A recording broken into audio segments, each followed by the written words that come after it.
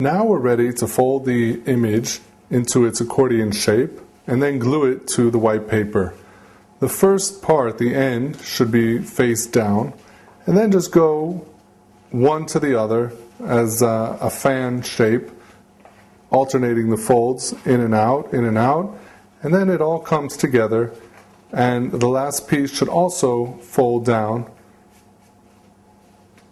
And now we have our accordion shape using all the different strips.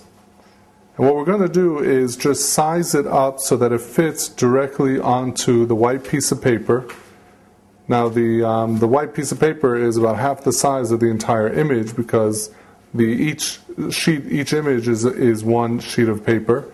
So we have to basically take up half the space of the entire size. So we put the accordion shape on top of the white image. Now we see why it's important to have the two ends going down, because they have to attach to the end of the white paper. So if they were being folded up, it would be a little bit more difficult to do that. So each side is facing down, and we get it so that it's at the end of the paper. Each one should be at the end of the paper. And then we can go ahead and glue each side. So once it's folded up and it has approximate shape, I'm going to take the white paper, I'm going to apply some glue to the end.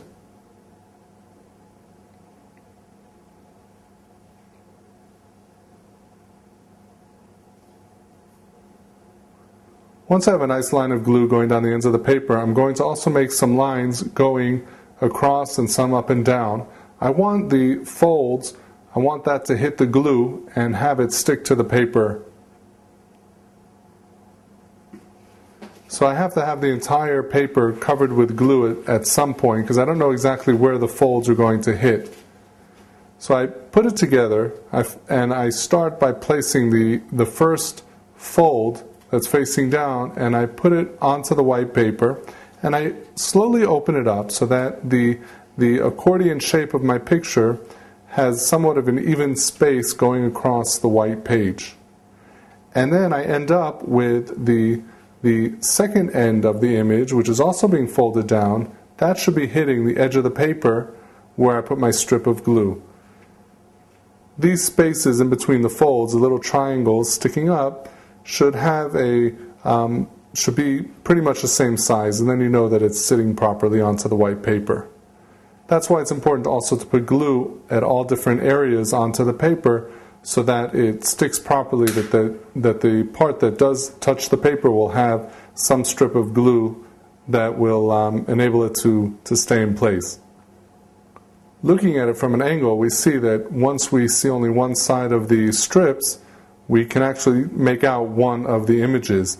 And now you can start to see the effect that we're looking for as we put the folds back and forth and we change the angle. We'll be looking from an opposite side and we'll see the second image.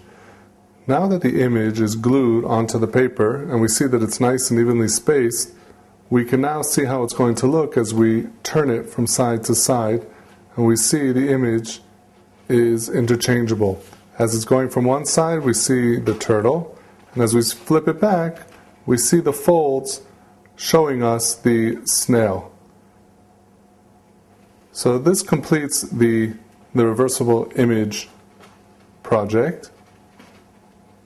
I've shown you how to do the last step of taking the image that has been attached, the strips that have been attached with tape, and we make them into an evenly spaced accordion, and we glue it right onto the white paper. And now as we flip it back and forth, we can see each image coming out depending on which side you're looking from.